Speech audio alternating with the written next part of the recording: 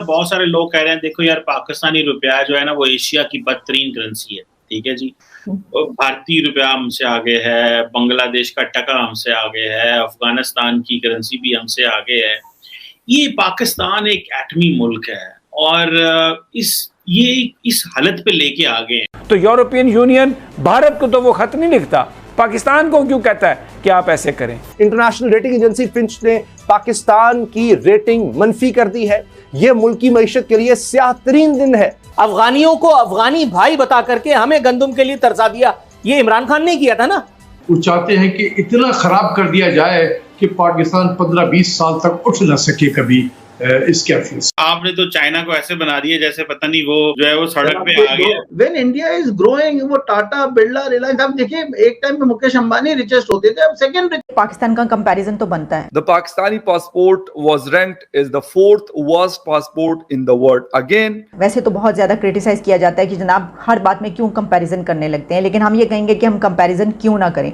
इसकी वजह ये कि वैसे तो कंपैरिजन करने के जो है बहुत से निकल सकते हैं तरीके के, क्योंकि हमसाया ममालिक है तो ठीक है, नेबरिंग कंट्रीज में एक दूसरे के उधर क्या हो रहा है ये तो देखा ही जाता है, कंपेयर भी किया जाता है। लेकिन एक अच्छी खबर में मैं तो जरूर कंपेयर करूंगी। अगर साउथ एशिया की हम बात करते हैं तो हिंदुस्तान का पासपोर्ट बेहतर रैंक है उनका और वो परफॉर्म कर रहा है। अब हमारे पास एक एग्जाम्पल मौजूद है अपने नेबर कंट्री की, हमें चाहिए कि उसको देखते हुए हमें उससे हटकर देखना चाहिए। अब पाकिस्तान ऊपर किससे है?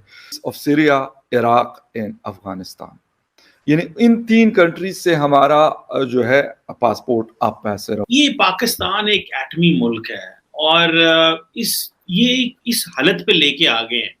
मैडम आप क्या समझती है, आप पाकिस्तान की यूथ का क्या मुस्तकबिल देखते हैं लुकिंग एट दिस सिचुएशन? मेरी अभी कुछ एक बहुत बड़ी पाकिस्तानी कंपनी है, उसके एक सीईओ के साथ बैठा हुआ था मैं, तो मतलब हर बंद वो कह रहे थे यार एलसी बंद हो गई है और इस वक्त की सिचुएशन ये है कि बैंक के पास एलसी नहीं खोलता, सेंट्रल बैंक कहता है तो तब एलसी खुलती है। यानी कि बैंक कहते हैं कि सेंट्रल बैंक को कहें कि वो एलसी खोल के दे तो हम ये खोलें। तो ये इस तरह की जो आउटलुक है ये पाकिस्तान के लिए, पाकिस्तान की यूथ के लिए कैसा पाकिस्तान छोड़ के जा रहे हैं। अफगानिस्तान आपको पता है कि 50 सालों से जंग है, इराक तकरीबन लास्ट 30 ईयर से, सीरिया तकरीबन लास्ट 15 ईयर से। हम इन कंट्रीज की अगर बात करते हैं तो जंगज़दा ममालिक है। अगर इनसे हमारा ऊपर पासपोर्ट है तो मैं कहता हूँ कोई बात नहीं, मतलब इनसे नीचे भी होता तो क्या फर्क पड़ता। मैडम आप भी अभी जो है नौजवानों में ही हैं, तो मतलब आप जरा बताएं ना इन सबको ये क्या चल क्या रहा है, हमारे साथ क्या हो रहा है। नहीं सर, खैर मैं अभी कोई कॉलेज या उसमें नहीं हूँ, स्कूल में, लेकिन मैं आपको ये जरूर, क्योंकि मैं तो ऑलरेडी मुझे 10-11 साल हो गए इस फील्ड में जर्नलिज्म की, मगर मैं ये जरूर कहूंगी सर कि यूथ का कोई मुझे जो फ्यूचर नजर नहीं आ रहा इस वक्त। जो स्टूडेंट्स हैं स्कूल में, कॉलेजेस में और यूनिवर्सिटीज में, मेरा ख्याल है उनका कोई खास फ्यूचर यहाँ नहीं है और उनको चाहिए कि जितनी जल्दी हो सके वो यहाँ से निकल जाएं। इसलिए कि और निकल जाने के लिए भी हर किसी को तो जाहिर है हर कोई जा भी नहीं सकेगा, क्योंकि अब यूरोपियन, अमेरिका, कनाडा सब जगह पे लोग होशियार हो गए होंगे कि अब सारा पाकिस्तान जो है वो उनकी तरफ आना शुरू करेगा। क्योंकि जब ये डिग्रीज लेकर घूमेंगे और इनके पास जॉब नहीं होगी तो वो डिग्री किस काम की होगी। अब मोस्ट ऑफ द, जैसे मीडिया में आप देखते हैं मोस्टली जो है वो लोग फ्रीलांस काम कर रहे हैं, क्योंकि मीडिया में भी जॉब्स नहीं है। उसके बाद जिस तरह से बाकी फील्ड्स हैं, चाहे डॉक्टर्स हो, इंजीनियर हो या कोई भी फील्ड हो, जरूरी नहीं डॉक्टर इंजीनियर, लेकिन किसी जगह पे भी जो है वो लोगों के पास कोई वैकेंसी नहीं है कि वहां पे जॉब मिल सके। तो वो डिग्री जो है वो उनके किस काम की होगी। फिर हमारे यहाँ जिस तरह की डिग्रीज होती हैं, आप तो खुद टीचर हैं सर, कि मतलब रटे रटाए के ऊपर एग्जाम्स होते हैं और फिर रट्टा मार के जो है बगैर समझे लोग पेपर में लिख कर आ जाते हैं और उसके ऊपर पास भी हो जाते हैं और उनको मतलब मार्क्स भी मिल जाते हैं। तो लेकिन हम जो स्टूडेंट्स निकाल रहे हैं, हम उनको सिखा कुछ नहीं रहे, हम उन्हें समझा कुछ नहीं रहे। तो ये बहुत बड़ा जो है वो फेलियर है पाकिस्तान का, और इस वजह से जो है ना सिर्फ पाकिस्तान में हमारी यूथ का कोई फ्यूचर नहीं है, बल्कि बाहर भी कोई फ्यूचर नहीं है, क्योंकि बाहर भी इस तरह के लोगों को लोग एक्सेप्ट नहीं करते। अमेरिका पाकिस्तान को बराबरी की सतह पर तस्लीम करे, 80,000 जाने गई दहशतगर्दी की जंग में। मईशत की बुरी हालत है, स्टॉक एक्सचेंज क्रैश कर गई है, कोई डायरेक्शन समझ नहीं आ रही, रेटिंग पाकिस्तान की गिर रही है, माशी अबतरी दिन ब दिन बढ़ रही है। फिच ने भी आज हमारी रेटिंग जो है वो B नेगेटिव कर दी है, कोई पैसे देने के लिए तैयार नहीं है। और ये तो इतना ज़्यादा गैप हो गया है कि जो चौथे नंबर पर था पाकिस्तान डिफ़ॉल्ट करने वाले ममालिक की जो ब्लूमबर्ग की लिस्ट है, ये तो बड़ी तेज़ी से हम उस तरफ जा रहे हैं।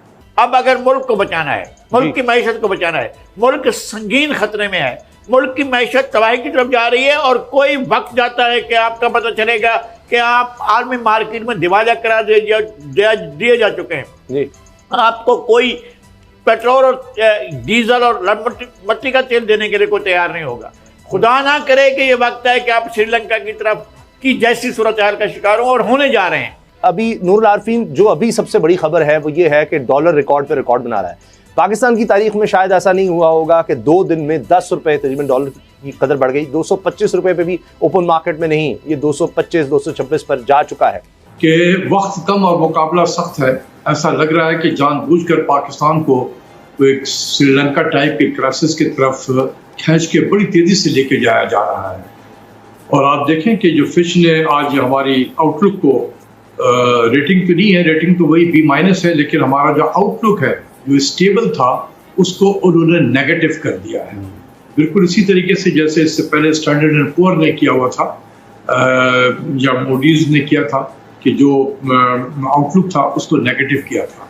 और इसमें उन्होंने बहुत सारे फैक्टर आइडेंटिफाई किए हैं कि वो क्यों पाकिस्तान को के आउटलुक को नेगेटिव करार दे रहे हैं।